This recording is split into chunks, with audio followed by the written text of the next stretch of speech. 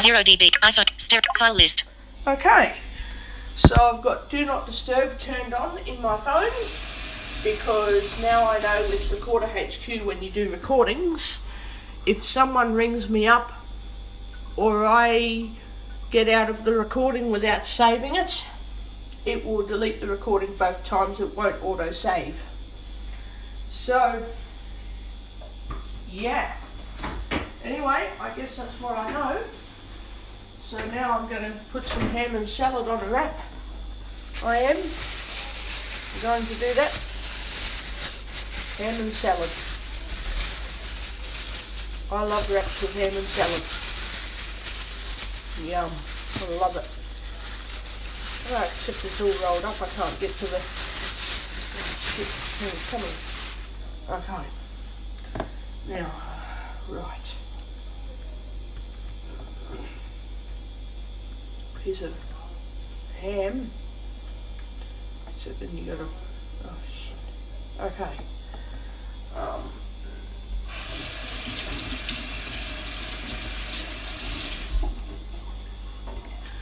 Bit of ham,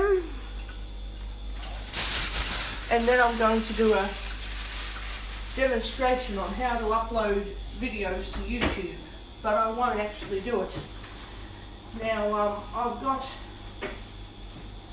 I have got Do Not Disturb turned on, so now if anyone tries to ring me they can't, and you won't have a recording being deleted on me. So yeah, I can now put a recording up on YouTube.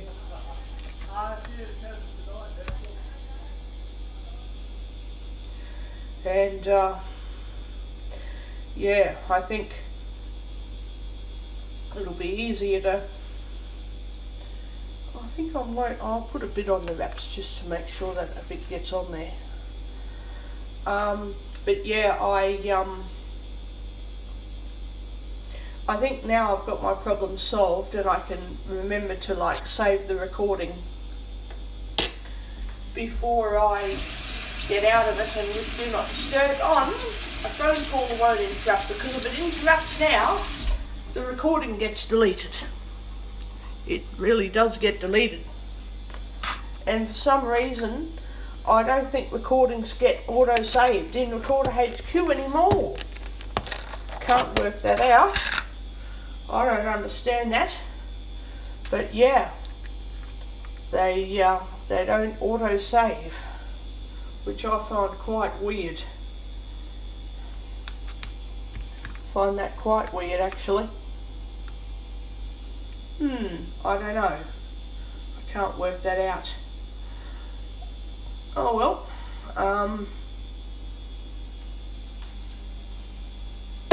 Anyway.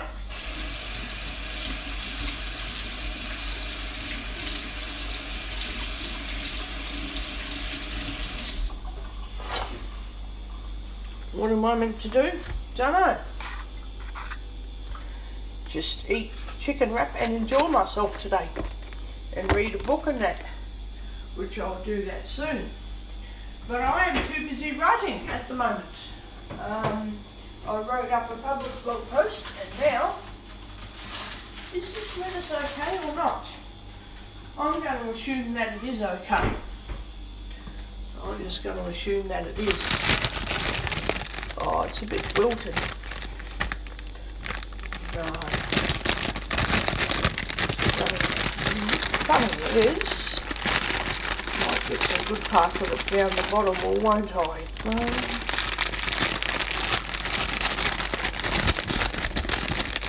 Some of it's going rotten.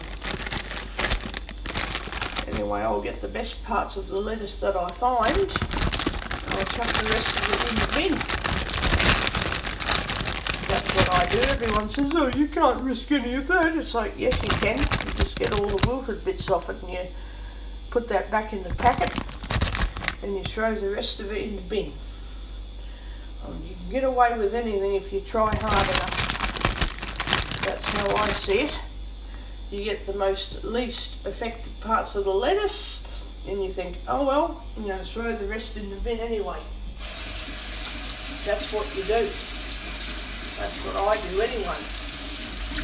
I don't really worry about, if there's a few bits of yucky lettuce, you chuck it out. No, you get all the good parts around it and you throw the rest out.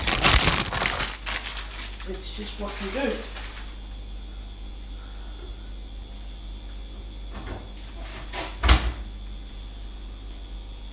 And, I didn't put any nail on it. Shit. I never did put any nail on it, did I? Jesus. Okay. I guess I'd better do it now. I would have put it on the bottom, but I didn't. Shit. Oh, that sucks. Oh well. I'm going to do it now.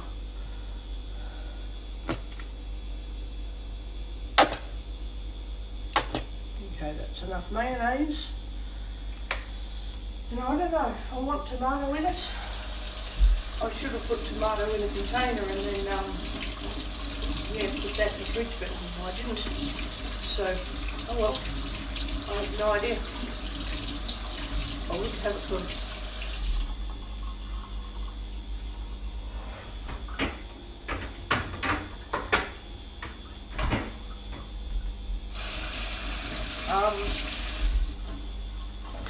I should put some tomato in it, really, I should. I mean, tomato is good for you. So, I should really do tomato. I might have to throw some of this other stuff out. Yeah, I'll do that.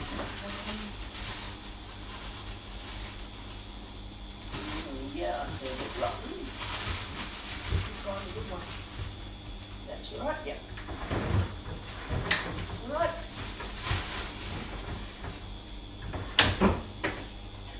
Pretty good one.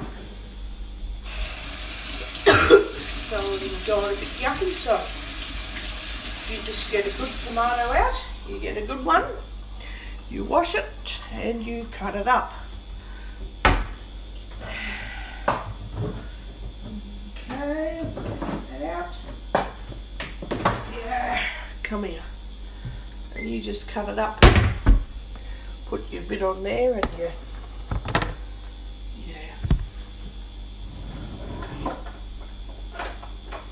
a little knife. Don't know why the carers are putting knives, my big knives, into the wrong drawers where my other little stack knives go. And you just stop doing that. They do. Kind of drive me mad.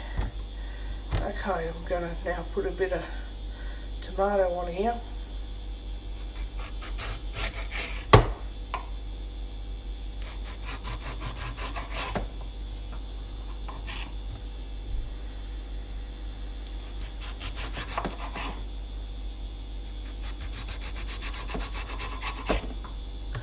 Okay, a bit of tomato on there. Right, that's good. And now I can roll it up.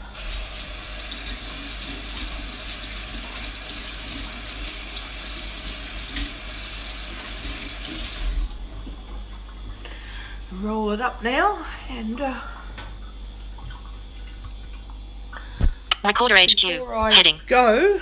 File list. Stereo. iPhone. Roll it up -4. on recording. iPhone. File list. Button. I'm going to show you how I share. File list. Back to record. How back I would folder. share a file. video. 2018. 10. 1 8 So 1. Back to record. first you've got to go to button. recording settings. Settings. Settings. Button. Which Record. this is a file. record Stereo. screen. iPhone mic. -3. Pause. Stop. Okay. Stop. Pause. Button. So double tap on settings. Button. Settings. Now Heading. I'm going to swipe right through the settings until I get through to the sharing settings. Done. Set. Fight. Chat. Fight. Prompt. Mat. Default. Prompt. Sort. Mat. Monitor. Keep. Photo. Tap. If. Audio. Mix. Play. Audio. Number. Speech to text. Language. File list. Order by. Share. Heading. So now we're at the sharing settings. By the way, some of the other settings that I've tried to set on this Recorder HQ don't really work, by the way, so I can't work that out. But anyway, Oh well. I'll just keep playing around with them. It's to do with auto saving and auto file generation. I can't work all that out, but I will eventually. Anyway, this isn't part of the discussion at the moment. That is. Use iCloud. Switch button. On. So there's a few settings which I've got on. I could use iCloud, which I will actually. I've got 50 gigabytes of iCloud storage. I'll just bloody use iCloud.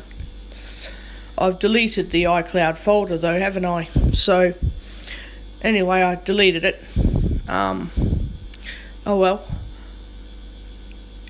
Dropbox. Switch button. Off. I don't use Dropbox, but anyone can. Facebook. Login. Evernote. Google. OneDrive. YouTube. There's a few buttons that I don't switch on because you can if you want, but I don't. YouTube. Switch button. On. If I had to double tap it to turn it on. So, when I first downloaded Recorder HQ, the button was switched off. I had to double tap it and it is now switched on. If it is switched off in your settings, whoever wants to know about this who is listening, please double tap the YouTube switch button and then it will say YouTube switch button on. SoundCloud. When you've Audio done Boom. that, MP3. there's a Heading. few other settings you could mess around with if you wanted to, but I'm not going to. Settings. Done. You double MP3. tap on. Setting. Done. Done. Button. Settings. Button. Record. File Now, list. Stereo. File list. Double tap button. on file list. Back to record. Select. Play. Edit. File. 2008. New folder. File. I'm not going to upload a file to YouTube right now. I'm just going to pretend to do it. So I'm going to double tap on the file. File. Play. Zip. Full. Tap. Loop. Change. Play. Share. Button. I'm in the file Change. screen. Loop. I can Volume. play it. I can Loop. Change. whatever. Share. But button. I'm going to share it. Double tap. AirDrop receipt. Go all the AirDrop way mess- down ma- to where it add to says what's- YouTube. Copy to what's save to save as Messenger. Save as YouTube. Open it. YouTube. Okay, Button. YouTube. Draggable. Cancel. Button. YouTube. Upload. Now, Button. I'm not actually going to upload the video. I'm just going to pretend that I'm about to do it, but I won't. YouTube. You've got the cancel Button. button. YouTube. you got upload. Button. Title. You've got to make 2018. sure that the title isn't one that YouTube won't accept. Like, it won't accept titles with hashtags. It won't accept really long titles. It won't accept certain things about a title, you know. So when you write a title of your file for YouTube, make it simple. And Description. in the Text description, field. write anything complicated like swearing, a lot of bad language, NSFK. Write all of that in your description and use hashtags there. Playlist. Button. Anyway, you got the playlist, which I'm not interested in. Privacy. Privacy. Private. Button. It's on private at the moment. You've got to double tap on the privacy setting. Public. It Picker up. changes it to public, but what you've got to do is make sure that it really is on the public setting. Because sometimes I've uploaded a video thinking, yes, it's public, but then I've discovered that it's still private. So what I do to fix that is I'll swipe up one. Unlisted. It'll say unlisted. Don't double tap on done Done. Button. yet. Unlisted. Picker item. Because if Adjust. you choose unlisted, the only people who can view your video or audio file on YouTube are people who have the link to that file. So you have to provide a link for people to watch that video, so don't do that. Public. Select public, which means swiping down once, then Done. selecting, Button. swiping to the left to select done. Done. Privacy. Public. Button. Now it's privacy is Video public. category. Privacy. Public. Video category. Button. Now Cancel. Mute. Upload. you would Button. then upload the video and it would be a public video, but I'm not going to do that. I'm going to double tap Cancel. on cancel right now. Button. Video category. Cancel. Button. File. Back button. File name. File. I'm gonna double Back tap button. on back. Back to record. Button. Back to record. Pause. Button. Stop. Stop. Now. -0.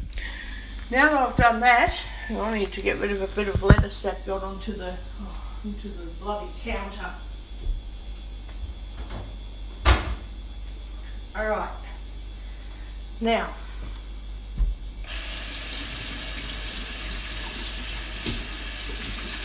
I'm just going to make a coffee after. Not as if I'm in a rush to go out today. I'm not in a real rush to do anything at all today.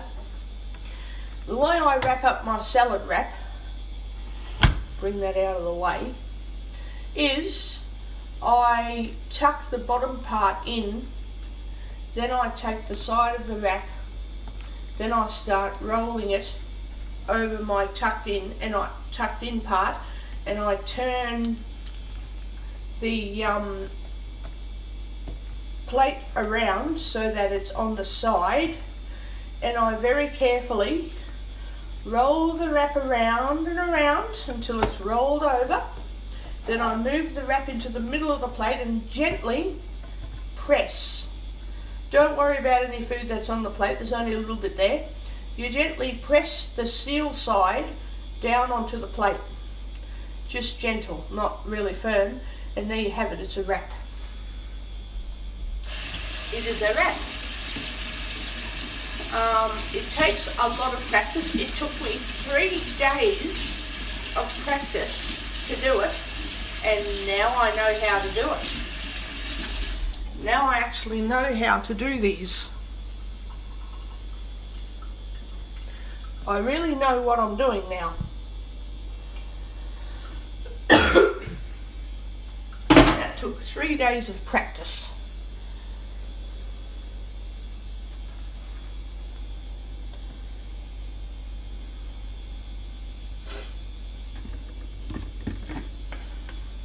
So now I've got my salad wrap on the plate. It takes ages to learn, and once you've learned it, you're like, whoa, here we go, I've got it. Now I'm going to move the plate out of the road. I've got to get a coffee ready. Just any time soon, really. Now I'm going to put the tomato in the fridge because I'm going to use it later to make another wrap. I'm going to put that on top of the salad container. I'm going to use it later to make another wrap. So yeah, of course it means washing dishes, but does that really matter? No, it doesn't. I can just wash the dishes again, can't I? You know. It's hard to explain how I make wraps on recording, but it's basically like you're folding up the bottom of a piece of paper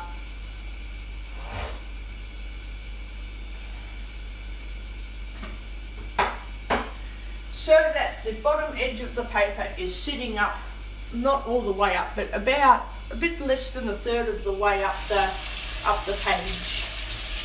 So maybe less than that. Let's just, I don't know, say a little bit, you know, sort of tucked in on the page. And then you turn your plate to the side while holding the bottom of your page or your wrap down. Don't be really aggressive, because if you do that, you'll break it.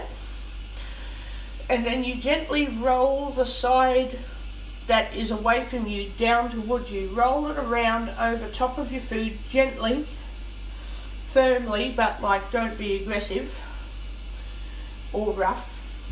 And then you rolling it around so that the bottom sides of your page essentially are in, trapping the food. And then the rest of the food is rolled up inside your wrap so that by the time it's rolled up, you move the wrap into the middle of the plate and gently press with your hand to flatten the seal part that is rolled around onto the pita bread on the plate, and then it won't come open. It just will not come open at all. It will not come open at all. Right? And before I make coffee, I'm going to wipe up the bench while I'm boiling the jug, and then take my phone to the table and then start eating my wrap to show you how I like to eat a wrap.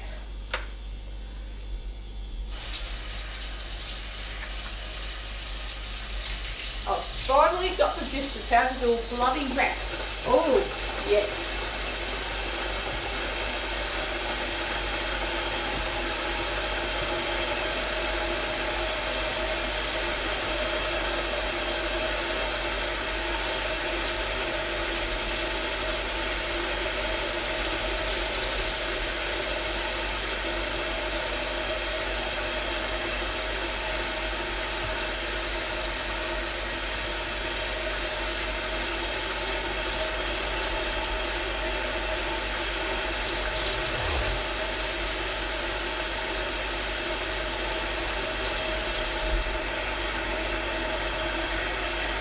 The other thing I know to do now is when I make coffee, you put, alright, so I'm talking a bit louder because the jug is a bit loud. So, teaspoon, I'm going to put in the coffee and sugar over.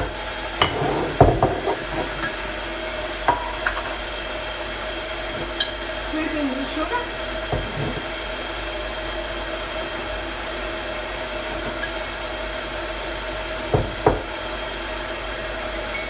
Right.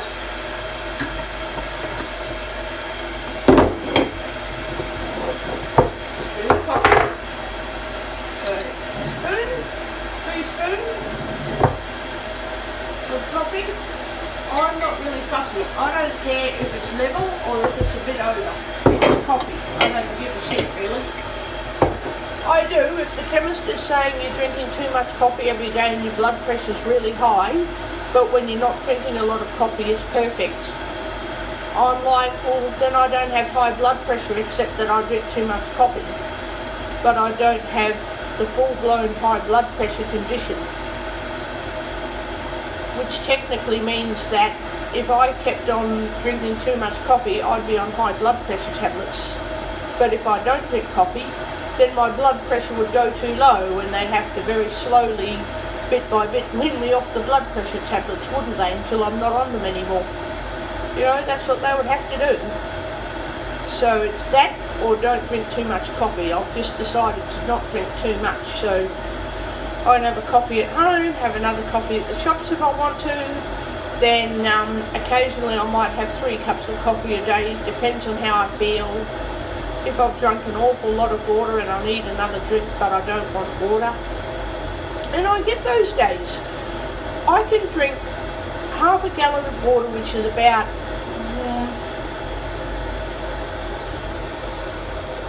I don't know, just say 2 litres of water in the span of, say, from 7 in the morning till about 2 in the afternoon. I still need something else to drink, but I don't want any water. What can I have?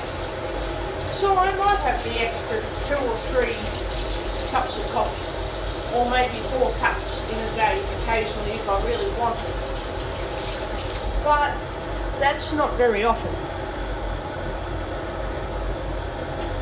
Anyway, I've now wiped up the bench so I can bring my coffee cup over.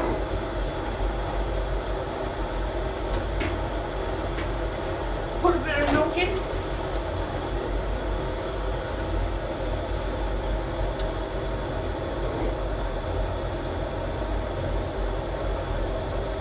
I don't do specific measures, I just take a bit of a guess.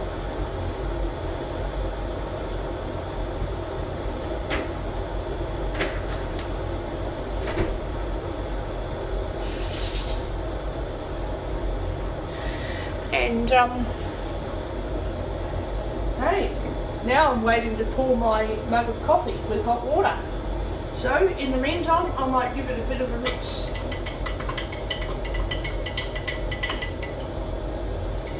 And my dainty little chicken wrap is sitting over there on the table waiting for me to eat it. And I've got to eat those bananas too.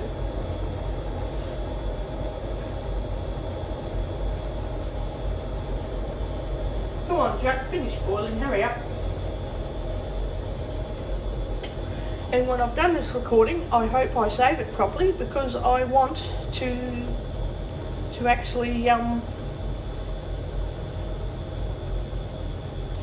I actually want to save it and make sure it's really in my Recorder HQ app instead of deleted. That's what I really want. Then I can turn off Do Not Disturb, and then I can accept phone calls. Okay. Now my grandfather insists, oh, we can see. We just tip it really fast. Well, I don't care if they can see and they can tip it really fast and the coffee mixes. Because my grandfather say, I don't need a teaspoon to mix coffee, I just quickly tip it in and it mixes. I'm like, well, I can't do that. Good luck to you. I'm going to do it slowly and use my teaspoon to mix it. My grandfather would go, and then it would mix together. And I still tell him off, I'm like, Pop, you need to mix my coffee, please. I want it to be mixed properly, not just a quick stir up with hot water and it mixes through a little bit. I want you to mix it properly. Oh, yeah, I know that, darling, I know. You don't have to be so... And I'm like, well, okay, you and Nan have black coffee. You just quickly tip the water in and it mixes through good enough, you can drink it. Well, I can't do that. I won't do that. That's, you know, what yous want to do, I don't do that. I mix other things into it, which means you've got to tip. They can tip the water in as fast as they like. I do this. I tip it slow. And if they tip it really fast, oh no, hang on, turn that off and take the plug out. Same with the toaster. Take that all out. Oh my God, the jug is all wet. It's all wet. Oh no, I have to let that dry. I'll put the jug over here. Something went really severely wrong with that. Now I have to clean up over here and wipe up the... Oh yuck. There is water in all the electricity over here. Oh, lucky I turned off that jug. I turned off the jug extremely fast. And I should have turned off the power point before ripping out the toaster jug, but I didn't because there is water flooding all over this. And now I can't plug it in until it's dry. Oh, there's stuff everywhere. It's all over the place. I can't put the plugs in now because it's all wet. It's all wet. And now I have to wipe the jug base quickly to get the water off, because if I don't do that, it can cause electrocution later. Chip that up a bit to clean all that out. Water can get into that and you can get really sick and die from going phew when you go to use the jug. No thanks. I'm just going to leave it like that until tomorrow morning now, because it's all wet.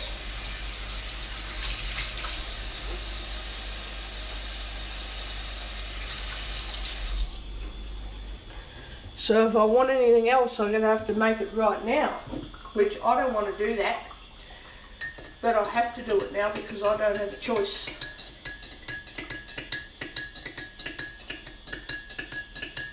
So I'm making a mug of coffee, and I don't like doing it, but I want to make a mug of hot chocolate, but I'll make it now because I don't have any choice, because the electricity, what do you call it,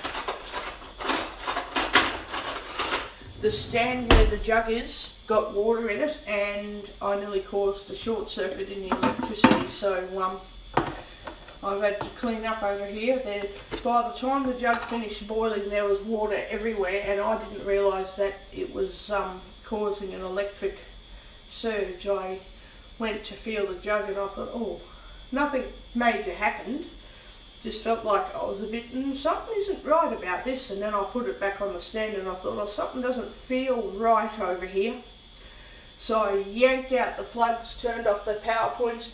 Would you have it, there was water getting into the electrical equipment. So I'm glad I didn't feel right, because that kind of told me to fix things before I really woke up in hospital. Whoops. So now, I don't want to have to do this, but I've got to make a hot chocolate now while the jug is really hot. And then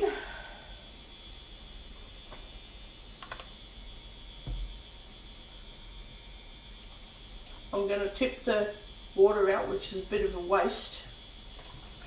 I was actually thinking of making as many cups of chocolate as possible, but then Oh, I don't know. I don't want to do that either. I don't want to do that either. Oh, shit. And that was because I didn't see how much water I'd put in the jug, and I caused an overflow. So when it was boiling, water went everywhere. And, well, it nearly went into the electrical,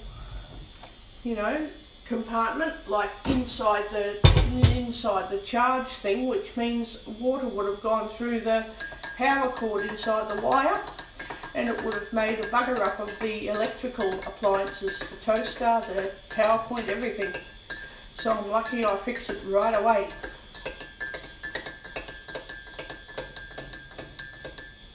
So there's my 2 cups of hot beverage, which pisses me off, but oh well, don't worry about it.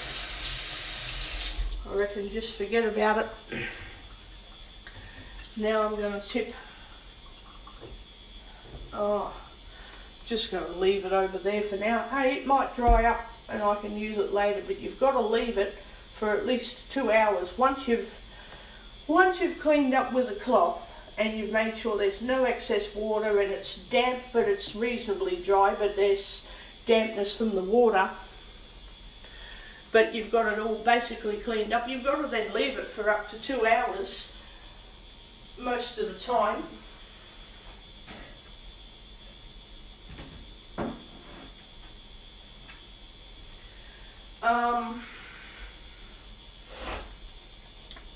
Sometimes 3 or 4 hours before you can even use the jug again. So that's a bit stupid, I think. Just to keep water out of the electricity so that you don't cause a blow up of all of the appliances, which is why I've unplugged the toaster as well. Because the less appliances I blow up, the bloody better. Now how I eat my wrap is I make sure that the plate is turned, and I tip the wrap over and I lift it up so the open end is toward me, and voila.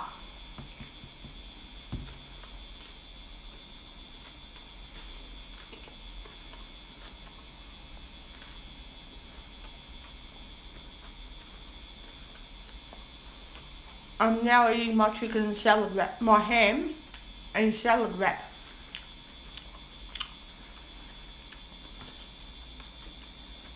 Now it will easily come apart, so I hold it together.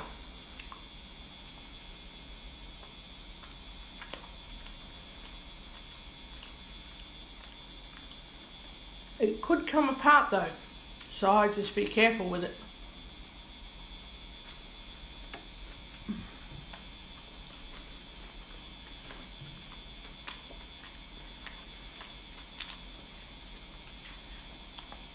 And I hold the tuck-in bit at the bottom.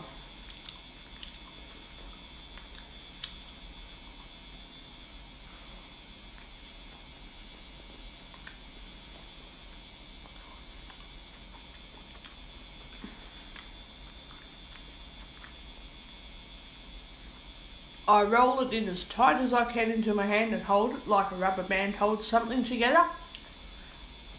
And press my other hand on the bottom and hold it in and eat from the top.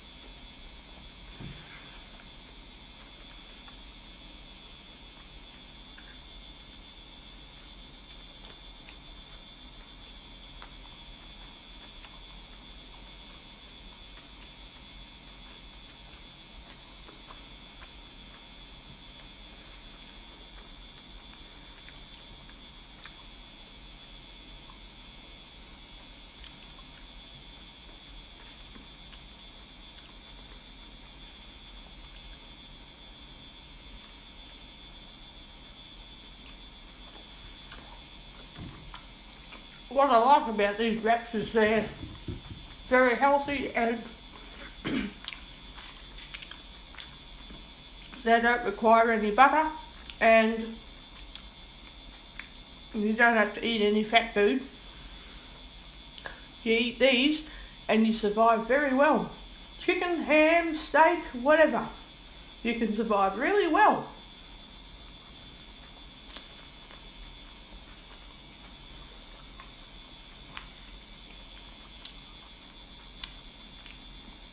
And the good news is you can put anything in them. You can put rice, you can put Mexican stuff, you can put whatever in it. I wouldn't suggest potatoes and mash and that, but almost anything else.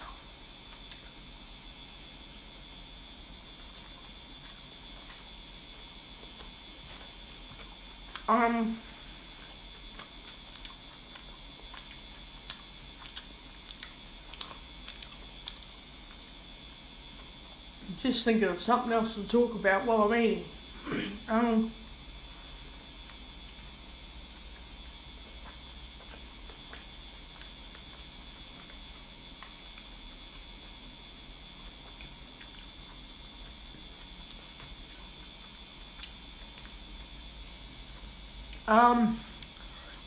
This is beautiful. And you can actually lose a lot of weight and still not realise that you're not eating fat food. Like, you wouldn't realise it, you know?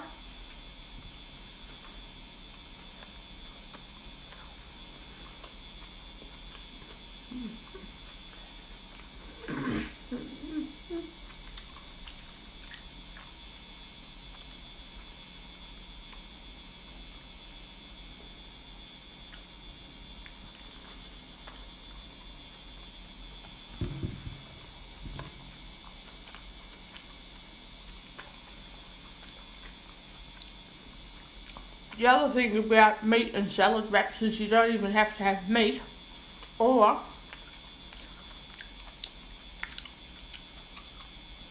if you needed to survive and you don't have anything to cook with, you just get cured meat or a salad, whatever, put it on your wraps and you can survive on that for weeks. You'd still need to get back into a regular diet eventually, but you can survive on wraps for quite a long time.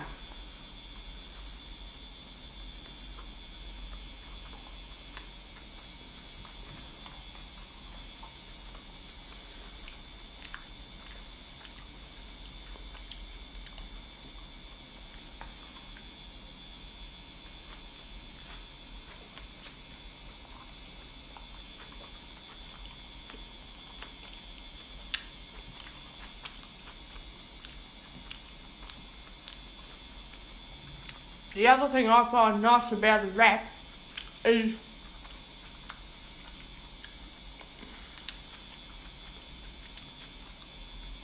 it's cheaper to make them at home than it is to buy one at the shops. Like, you can buy a $8 Caesar salad, chicken Caesar salad wrap for $8 at the shops, maybe even $5 or $6. You can buy a packet of mission wraps. You can get half or quarter chicken, a bit of salad, Caesar dressing, whatever, ranch dressing, whatever you want. Buy some bacon to fry it, put some fried onion in it. You can put whatever you want in your chicken wraps. And you would be spending probably $30 to buy the ingredients. $20 or $30, we'll say $30. But when you're making one chicken wrap from a packet of 8 wraps, instead of paying $6 or $8 for that chicken wrap, you're more like paying $3 or $4 because of the fact that you've bought the ingredients yourself. And you're not trying to make a profit by selling them. You're quite literally eating the market value price of a chicken wrap, not the profit.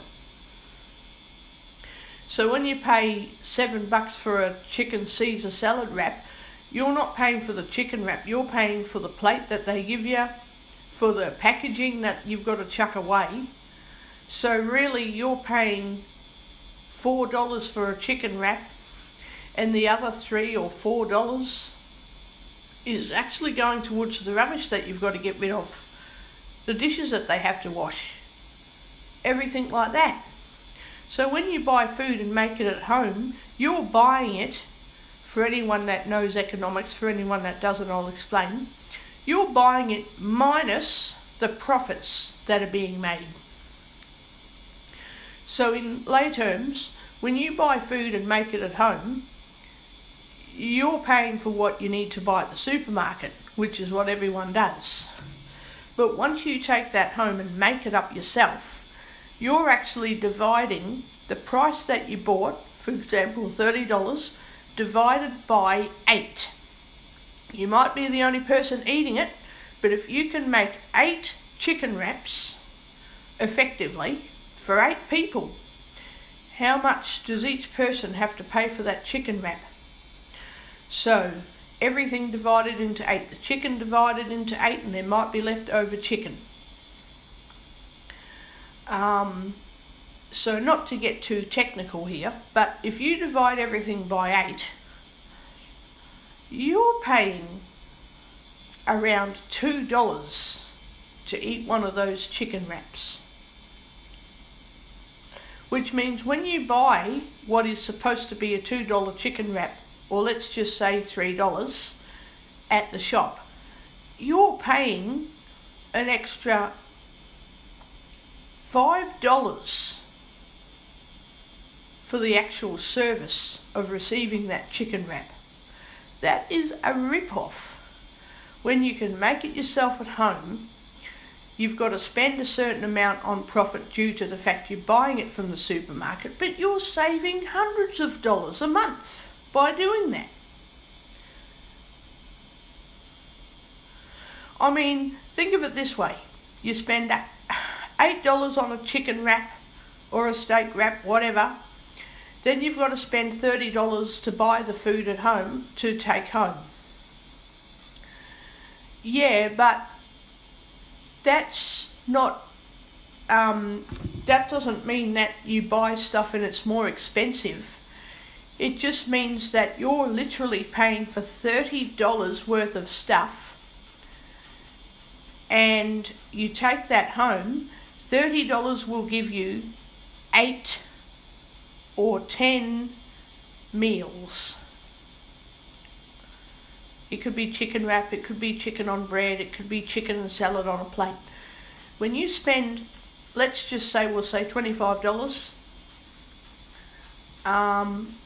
on chook or whatever and salad, you are actually paying for 8 to 10 meals. You can't eat 10 meals, can you? But you're paying literally for 10 people to eat it, or for you to have 10 days worth of food, if you can make it last that long. It doesn't, but I'm just being technical in a way, that you're spending $8 on one chicken wrap out in the shopping centres.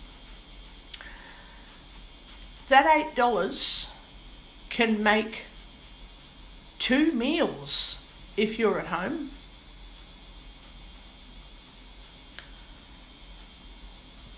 And then if you make it to suit everyone, like the kids, and you don't really want much in your sandwich, you might have 4 meals for $8.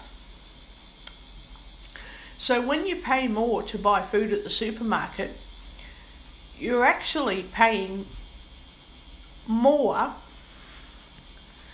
to make 3 times as much food at home for the same price that you'd pay to get 1 meal at a takeaway shop. So if you're going to pay $15 for a burger at a takeaway shop, you're ripping yourself off, because you can spend $15 at the shopping centre to buy your own stuff and make 5 burgers or 6 burgers. So between 4 and 6 burgers for $15. Right? So that's what I'm talking about. That doesn't mean you can't splurge and don't go out. Some people say that. They say you're ripping yourself off. Do not go out to buy takeaway. You can do that. But if you really have to go on a budget and then you really think about it, you are ripping yourself off when you buy takeaway food. But at the same time, it's nice and they make it properly. But once you learn to make food at home yourself, how much money do you save when you go out just to get a cup of coffee? Just to buy a drink? And it goes for anything. When you go to a cafe and buy drinks and food, you're spending the same price that would get you 3 cups of coffee at home, 6 platters of cheese and biscuits at home. See what I mean? It's fine to spend that $6 on a cheese platter when you go out. You can do that because you're going out, you're paying for service. But if you just want to pay for the food and save that extra $3 that you'd have to use up at a cafe, then go to the shops and spend $6 that you would spend on one cheese platter and buy the same ingredients for between $6 and $8 and make as many of the bloody things as you like at home.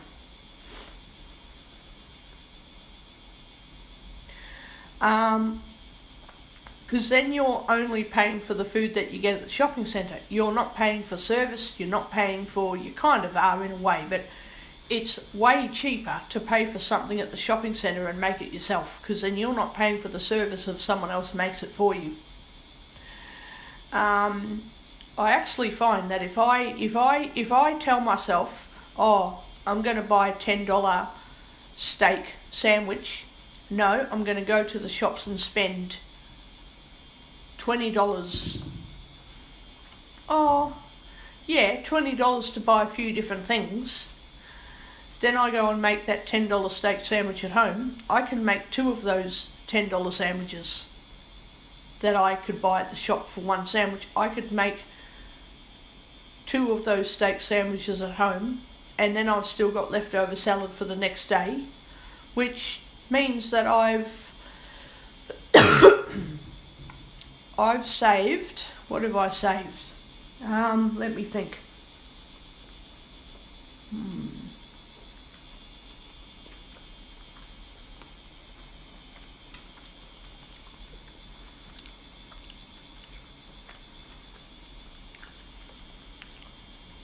If I then make that sandwich and it turns into $10 for 2 sandwiches and I just have one, that means I've paid $5 for a sandwich. The other $5 sandwich goes in the fridge, or you make it tomorrow. That means for every meal that I think to buy out but choose to make at home, I'm saving, I don't know about percentages very much, but I'm saving between $4 and $9 every single time I just go to the shops to buy food and make it at home. So if I save $4 to $9 every single time I think to make something instead of buying it, that means that for 7 days I've saved, what's 4 times 7? That's 28. Okay, I'm going to go to round figures. Every 7 days that I don't buy takeaway food, I've saved between $30 and $50.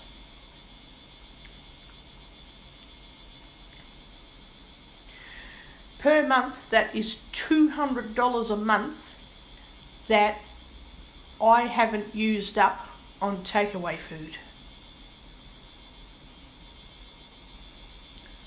It could be more, it could be less, but it's an average guesstimate when I'm calculating things in my brain, attempting to understand how many takeaway meals I'd get a week in 7 days. If I get 5 takeaway meals or 7 takeaway meals, say 5 takeaway meals, say I go out say I go out 4 times this week, then I choose to make food at home, I'm saving $30 if I don't go out 4 times in 7 days. $30.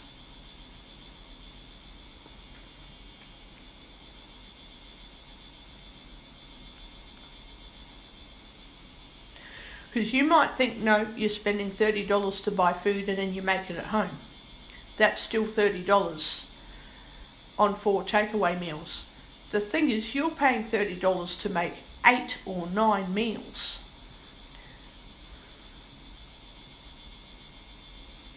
At home. So you might think, no, it's cheaper to buy food. It's not, it's actually more expensive. Because if 13, that's 30, 4 into 30, that's 3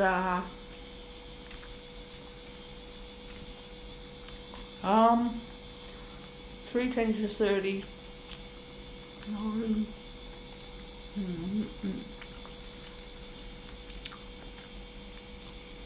If you spend $8.50 on one takeaway meal,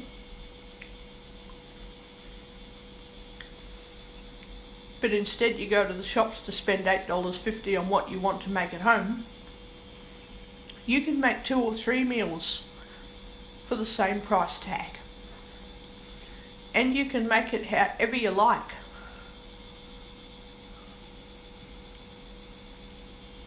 So even if you spend $8.50 on a sandwich or $8.50 on your ingredients and make a sandwich at home, you have not spent that $8.50 on just one meal and that's it.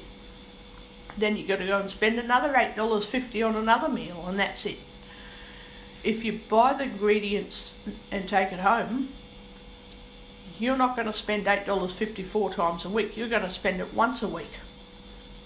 That's how you save up a whole heap of other money that you would spend on any other takeaway meal that you've decided not to make anymore. That's how you do it. Amazing, isn't it?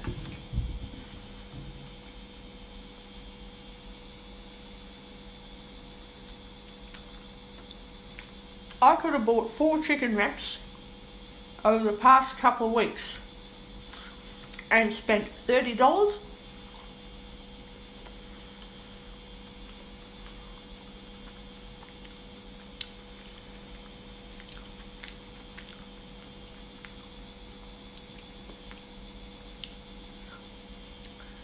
But I didn't spend $30 on 4 chicken wraps. I spent like $15 for 4 wraps. $15 collectively.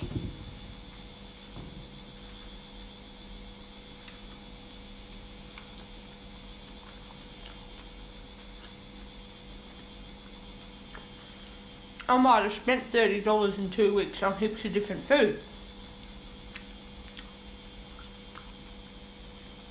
But that $30 isn't for 4 meals. It is for like 10 or 11 meals. Which means that instead of $30 being spread over 2 weeks, it's being spread over 6 weeks. So while I've literally spent $30 in a couple of goes at buying food, I'm literally, for the value of what I have on my plate at the moment, I've spent only $15 on a few meals.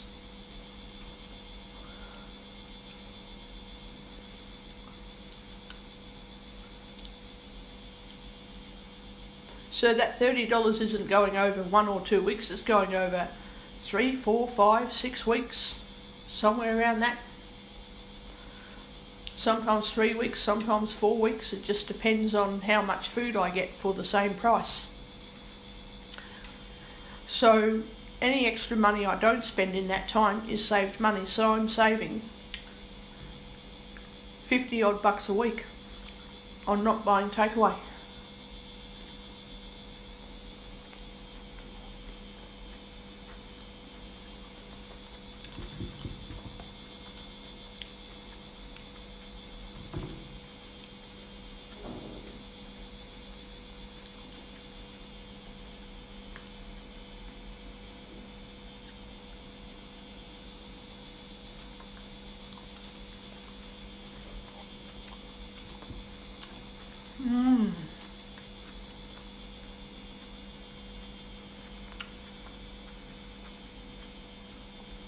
The chicken wrap's better than the shop too.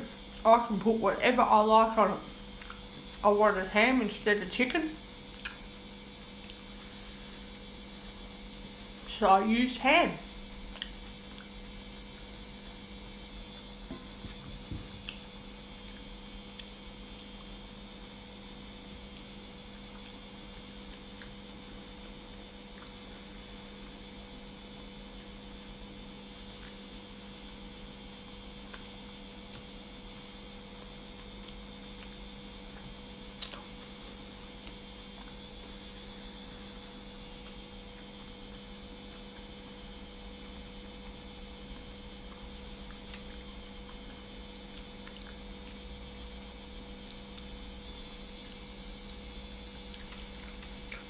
If I'd gone to the shops every day to eat lunch, I would have spent $50 by now. So yeah, that just proves my case.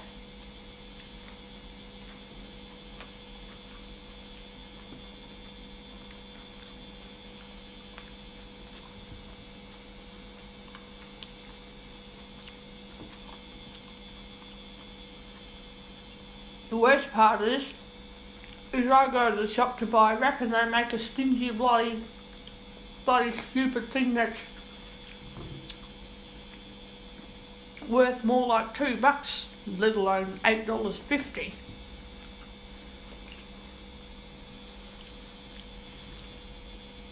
Why would I spend $8.50 on a crappy stupid chicken wrap when I can spend less than that to make a really massive chicken wrap?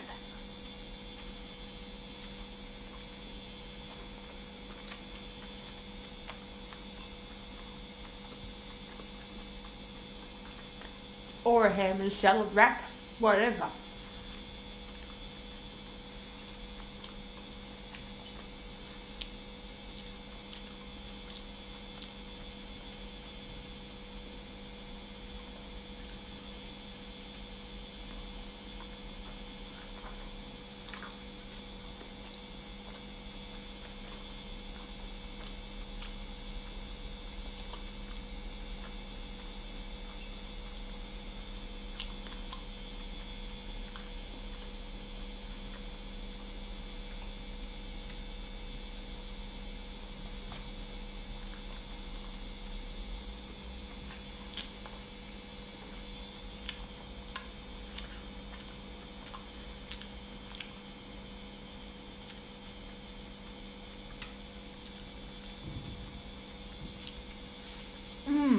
Yum.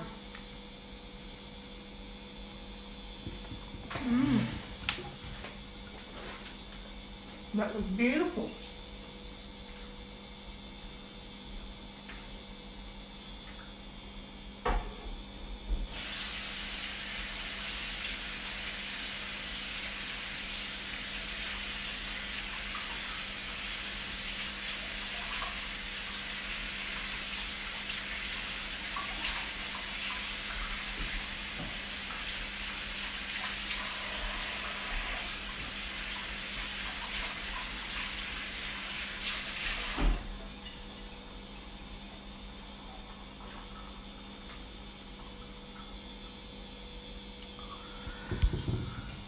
So I guess I don't need to spend $15 on a meal now, unless I really have got no other option.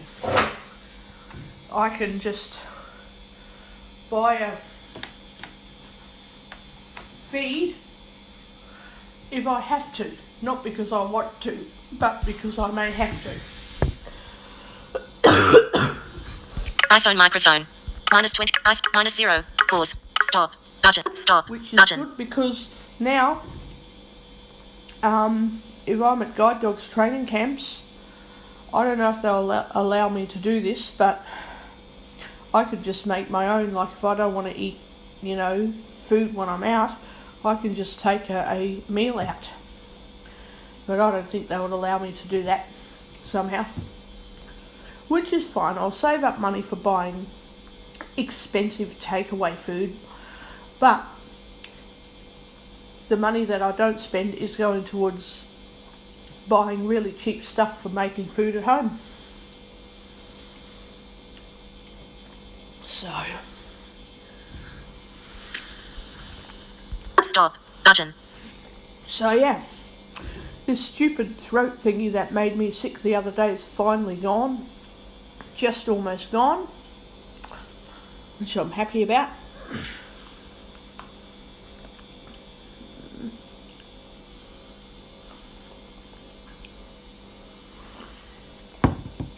I had a sore throat 4 days ago and lasted all day, which was horrible. And then the next few days I was a bit crook on and off, but I was alright, just a bit crook. And yesterday, kind of, but I was mending, recovering better.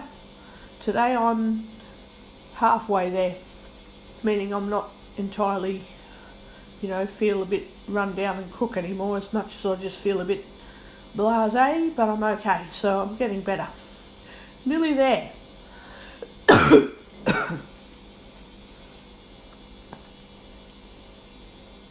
Yesterday I thought, got to get those olive leaf extract lollies, but guess what? Haven't needed to do that yet. Almost, but not quite. I noticed those lozenges are pharmaceutical only. You have to have a pharmacist's approval to get them. You can't just buy them at Coles. I'm like, do they think they can be turned into drugs or something?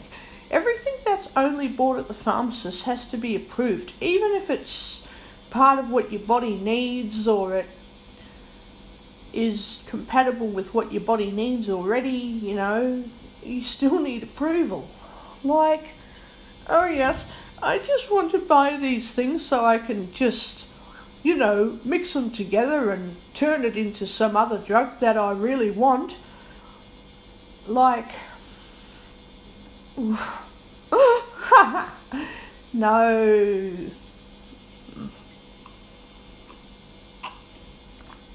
No.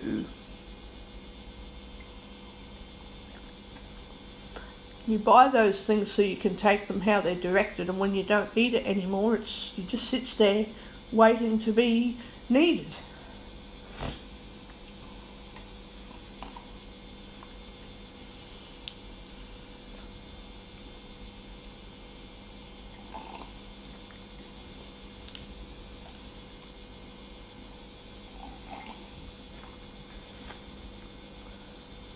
We won't go on about how one doctor thinks this and that, because she's only one doctor out of, 15 other doctors. One bad apple. There's always one bad apple in the bunch, and now that we got rid of her, I should be right when I get a new doctor.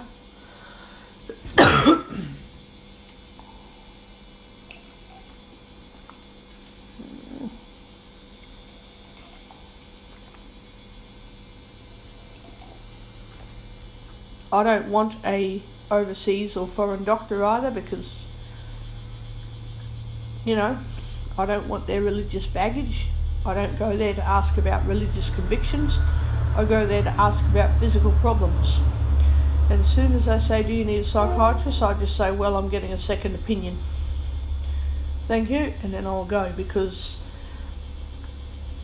if I was there to talk about psychiatric conditions, I would ask them, oh, this is going on, can I get a referral to see a psychiatrist? Not, I have tooth pain, can I see a psychiatrist to see if he can fix my tooth pain because you don't want to fix it or help me out. If you don't want to help me, tell me. That's what I think when I go to the doctors. So, if I wanted to talk about religious beliefs, I'll talk to a priest or a pastor, not the stupid doctors that come over here, genuine or fraud, whatever, put their qualifications through to the medical board, get accepted into a GP clinic, and then quickly, while they have the opportunity, talk about religion and not actually apply their credentials to their current medical practice. You know, you don't submit your credentials and then go and work as a GP and then apply nothing of what you've learnt in training. You just don't do that. That would be like me getting a guide dog, and some people have done this, getting a guide dog, learning what I need to do to handle this dog, take the dog home and then say, that's what my credentials would say, but I'm going to do this and that instead. It would be like going to school to learn to be a pilot on an airplane. Get hands-on supervision with all of your experience. Learn how to fly the plane properly. Pass your exam. You're ready to go. The real thing comes up and you decide, I'm just going to do whatever I feel like when I fly this plane and fuck everyone else. Whatever they think, don't care what I was taught at school. Imagine if astronauts did that. They would be sacked, because if you go to astronaut school and then say, I don't know what to say, but say I learnt to be an astronaut and then said, you know what, I'm going up to space and I'm not going to exercise for 3 hours every day because I don't want to, and I don't think it's really necessary. They've taught me for 3 or 4 years that it is, but that's just what they reckon, and I don't want to put any effort into it because it's just rules and they're to be broken. Do you know how much danger I'd put other people into? I mean, if they say don't do something, don't do it. Don't say, okay, sir, madam, go up into space and then break the rules. You can't afford to do that. If you don't like what they're telling you, don't get that job. If you don't like being a doctor because you don't want to handle sick people, why did you go to medical school? And then, because you've decided you can't handle sick people, you're going to hurt them to take out your personal baggage that you brought with you to your job.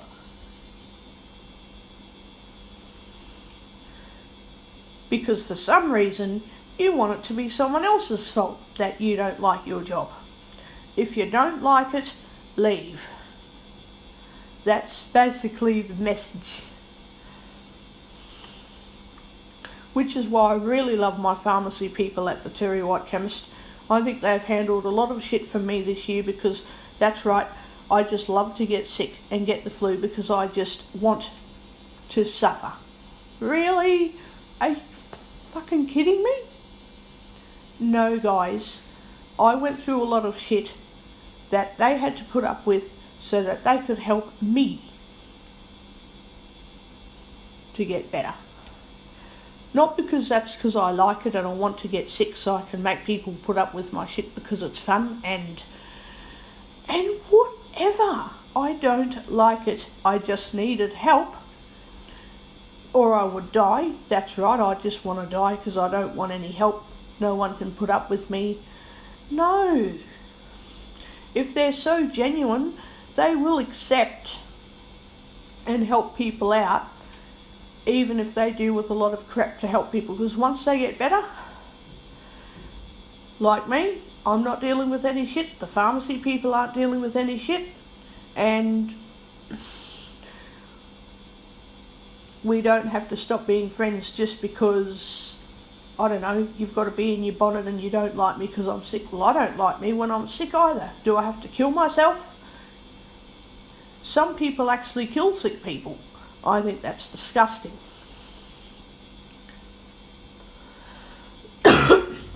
So it's like, do you want me to kill myself or do you want to kill me? No. If you're genuine and you're a genuine, helpful medical person, you'll try everything to keep someone alive. You'll tolerate anything to help someone. Because at the end of the day, once they're better, they are not going to keep on crying out and acting all weird and all that when they're sick. Because if you're healthy, why the hell am I going to act sick when I feel perfectly well, really healthy, just to get attention, because look at me, I'm healthy, but I'm going to act like I'm really sick today. Look at that.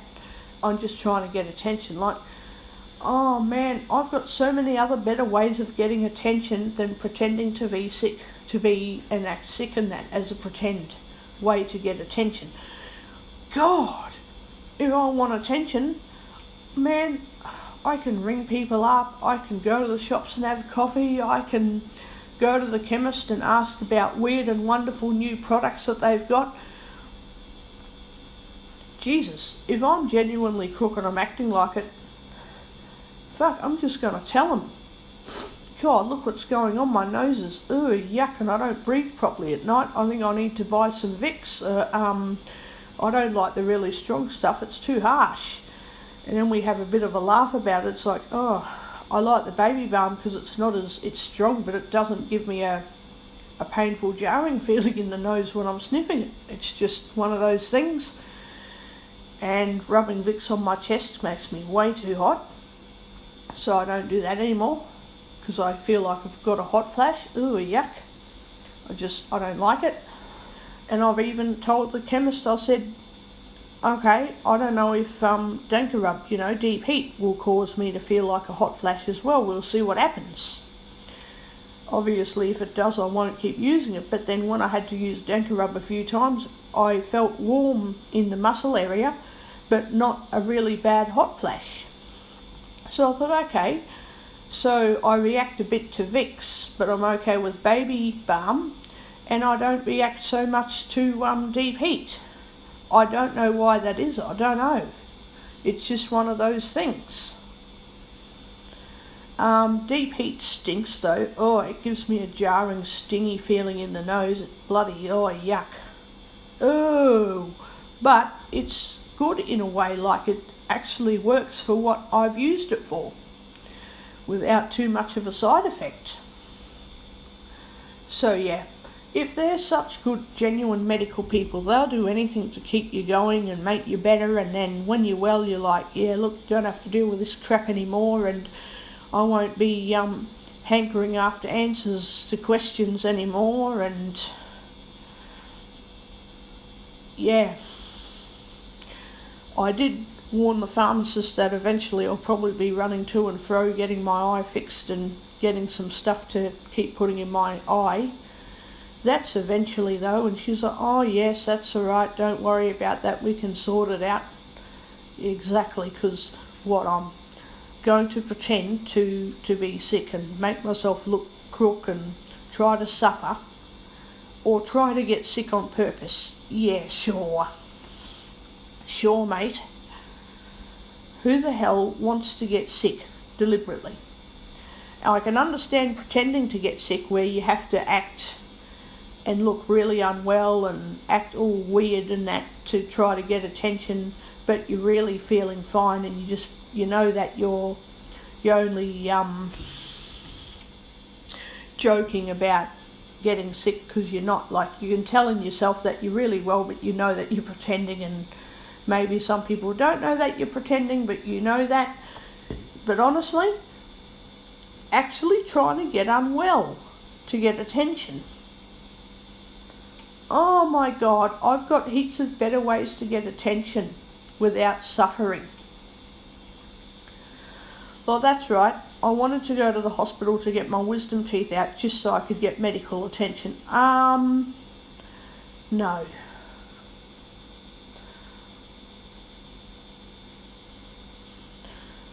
No. That's the way one person looks at it, and she is a foreign, I don't know what language bitch, but she needs to be hung up by the toes and tortured for a week. She's disgusting. Everyone else is like,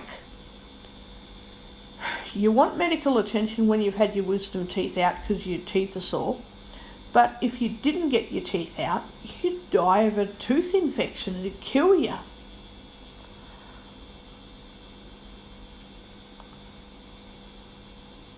So it's like, yeah, I want medical attention when I think that something is going to make me very sick, because maybe I don't want to get very sick.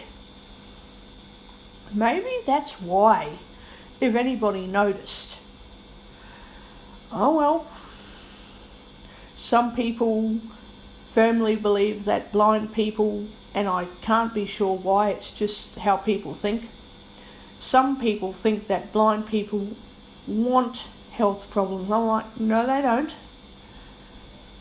And the reason I think that I believe that some people think that is because they want health problems, but they can't admit that about themselves, so they have to lash out at a disabled person to say that you just want to suffer from health problems to get attention. That's because the person doing the bullying has got... So the doctor who bullied me and my regular GP this year, she clearly has mental health issues that she doesn't want to deal with. So rather than resign as a doctor or seek help with her mental issues as a doctor, rather than seek help to get support, she would rather lash out at vulnerable people and make them be the bad guys so that she can look good and be in the clear and look perfect. Look at me, I don't have any problems, you're the one with the problem. Because then she doesn't need to be put on the spot as a person who has problems and needs help.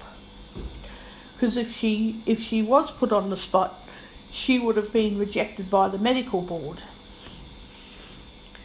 So in order to keep her position, she has to lash out at vulnerable people so that she can be the look at me, I'm the good doctor type person.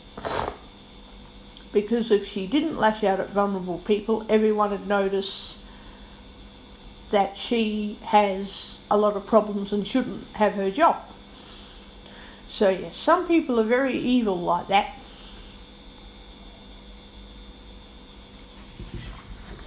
But no worries, it's over. I'll find a better doctor who isn't evil. They don't have to know everything. They just need to not be evil people.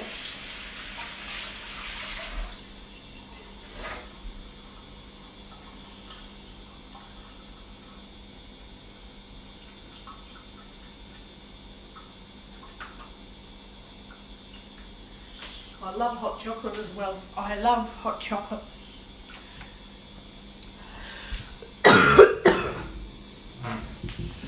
I'm choking.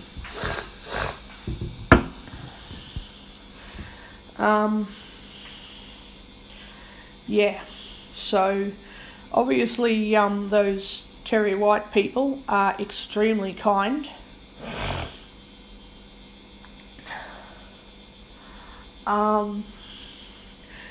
A lot of people keep telling me to go to the chemist warehouse, but like they're in the city and I won't go where... I will if I'm in the city, but if I'm at home, I want to get to the closest place to walk to. Definitely not the doctor's clinic, not them. Definitely not them. I would go out of my way to find another doctor's clinic, but providing that I like that Terry White chemist, I don't need to go anywhere else.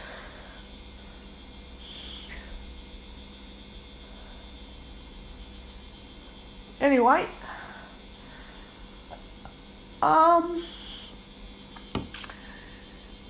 yeah, I think that's all I had to say. And now I'm going to upload Stop button. Pause button. Video. Stop button. Well, actually, I'll upload this video where I can use the Wi-Fi zone because I really don't want to use up all of my data so quickly again. But yeah, I will save this recording and upload this video when I can. 12:18 p.m. Settings. And so now that I've nearly, finished the recording, it's now 20 minutes after, well, it's 12:18, but I'll just say it's 20 minutes after 12 on Sunday. On Sunday. Set calendar. Sunday, the 4th of November. The 4th of November. Word count. Budget. Amazon. YouTube. WordPress. Netflix. Voice memo. Recorder HQ. Recorder So, HQ. Sunday Settings. the 4th of November. Stop. Button. Sunday the 4th of November. So yeah, I'm trying as much as I can to avoid putting too much into my YouTube titles in case it won't accept it. But anyway, we'll see what happens. Stop. Pause. Button. Stop. Button.